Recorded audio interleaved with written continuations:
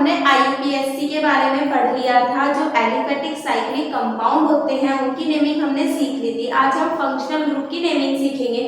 इसके लिए हमें पहले थोड़े से रूल पढ़ने होंगे। जो हमारा पहला रूल है उसमें हमें देखना है कि हमें क्या करना है, सिलेक्शन करना है पेरेंट चाइल्ड का maximum number of functional group को देखना है।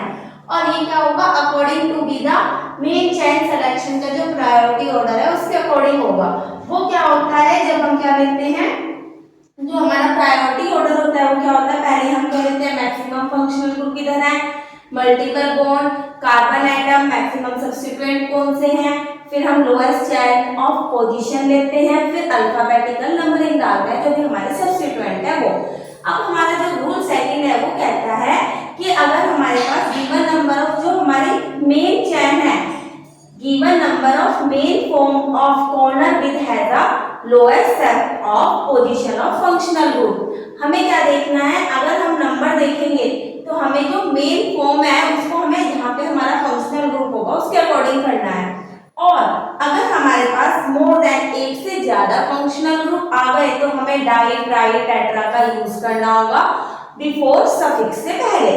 और अगर हमारे पास एक से ज्यादा फंक्शनल ग्रुप है लेकिन वो अलग अलग है, डिफरेंट है, तो जो हमारे कंपाउंड का सिलेक्शन होगा, मतलब कि हम ऑर्डर में लिखेंगे जो IUPAC में, वो इसके अकॉर्डिंग लिखेंगे। अगर हमारा इन दोनों में से दोनों ग्रुप प्रेजेंट है हमारी चेन में तो पहले हमें इसका नाम लिखना है, देन इसका लिखना है। कार्बोक्सिलिक एसिड, ये क्या होता है, sulphonic acid, ester, carboxylic acid, sulphonic acid, ये क्या होता है हमारा एसिटिक एनहाइड्राइड होता है, ईस्टर, और ये क्या होता है हमारा hello acid, amide, cyanide, isocyanide, aldehyde, ketone, alcohol, और क्या कहते हैं थायोल और एमीन। इसके अकॉर्डिंग हमें करना है। हमें एक चीज और याद रखनी है, जो हमारी मेन चेन होगी, when chain terminal carbon containing functional group present then the numbering start of the carbon। मतलब कि अगर हमारी कोई चेन है ऐसे करके और यहाँ पे फंक्शनल ग्रुप है और वैसे ही चेन लंबी हो रही है तो हमें फंक्शनल ग्रुप को उस चेन में क्या करना है, लेना है। इसके बाद हम एक टेबल पढ़ेंगे जिसमें इन सबकी क्या होगी, नाम होंगे कि ये वाला इसका सफिक्स क्या है, प्रीफिक्स क्या है, नॉर्मल नेम क्या है। उसके बाद ये टेबल होती है, इसमें सबसे पहले हमें फंक्शनल ग्रुप के बारे में लिखना है, प्रीफिक्स लिखना है, प्रीफिक्स जो नाम के पहले आते हैं, सफिक्स जो नाम के बाद आते हैं, और उसको हमने क्या लिखा है, जनरल नेम लिखा है जो कि हमारा एल्काइल फंक्शनल ग्रुप है उसका। अब सबसे पहले हमने क्या किया है, COOH लिया है। जो ये COOH होता है इसे क्या बोलते हैं, कार्बोक्सी बोलते हैं, और ये क्या होता है, इसका सफिक्स ओइक एसिड होता है, और इसका जनरल नेम क्या होता है, एल्केनोइक एसिड। सेकंड नंबर पे हमने क्या लिया है, एसिड का एनहाइड्राइड लिया है। जो हमारा एसिड का एनहाइड्राइड होता है इसे हम क्या बोलते हैं, एल्केनोइक एनहाइड्राइड बोलते हैं।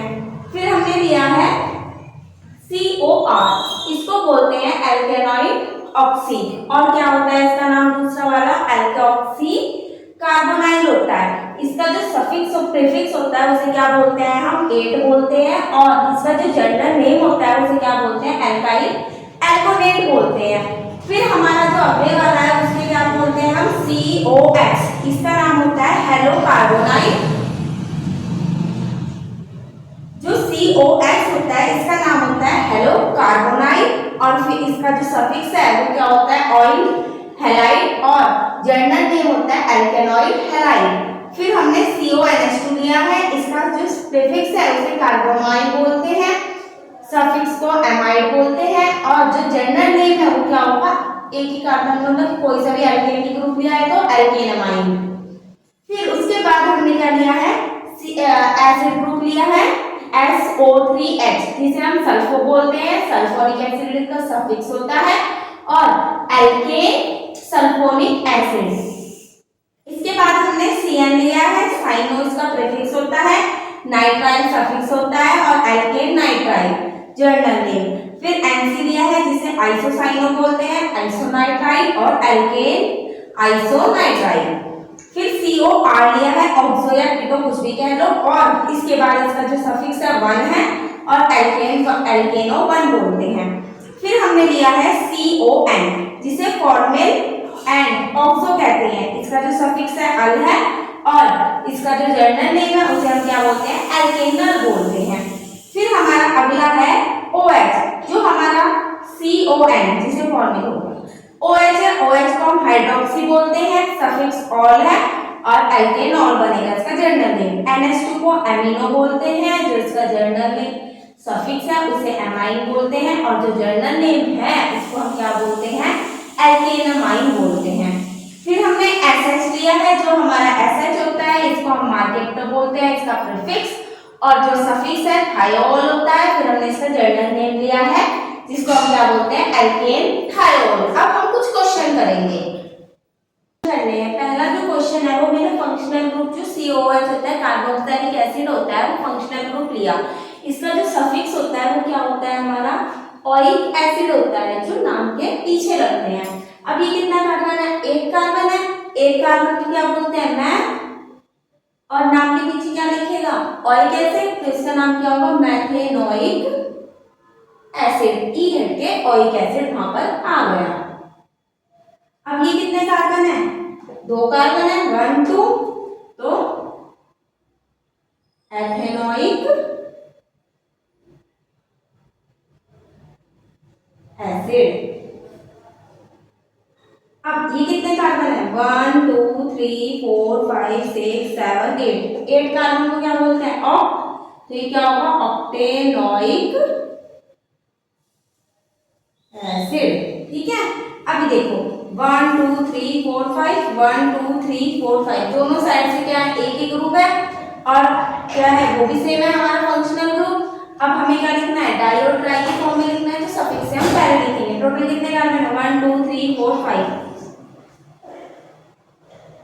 पेन दे। अब फर्स्ट और फिफ्थ पोजीशन क्या है, डाई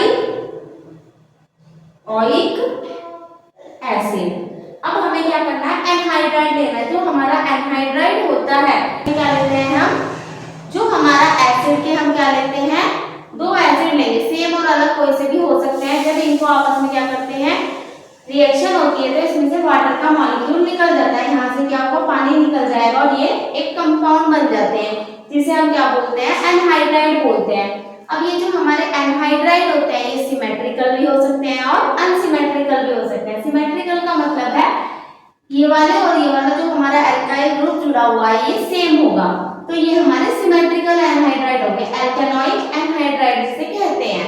और अगर ये वाला जो भी हमारा एल्काइल ग्रुप है अगर ये अलग हुआ तो इसे अनसिमेट्रिकल एनहाइड्राइड बोलते हैं, इसको एल्केनोइक एनहाइड्राइड कहते हैं। अब जैसे कि ये है, अब इसमें क्या है, एक ही कार्बन है। अब एक कार्बन को क्या बोलते हैं, मैथ, तो इसका नाम क्या हुआ, मैथेनोइक एनहाइड्राइड।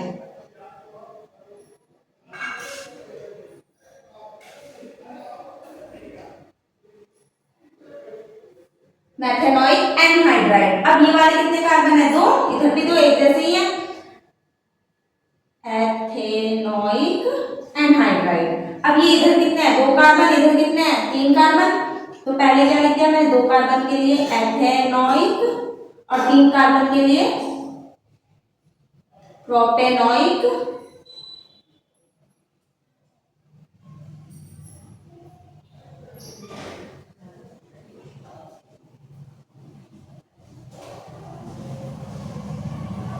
एसिड। अब ये कितने हैं, यहाँ पे भी 3 ही कार्बन है, यहाँ पे भी 3 ही कार्बन है, 3 को क्या बोलते हैं, प्रोपेनोइक और प्रोपेनोइक एनहाइड्राइड।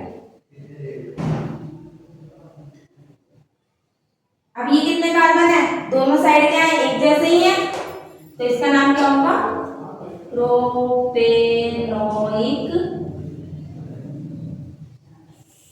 एनहाइड्राइड। अब हम नेक्स्ट एग्जांपल अगले लेक्चर में करेंगे।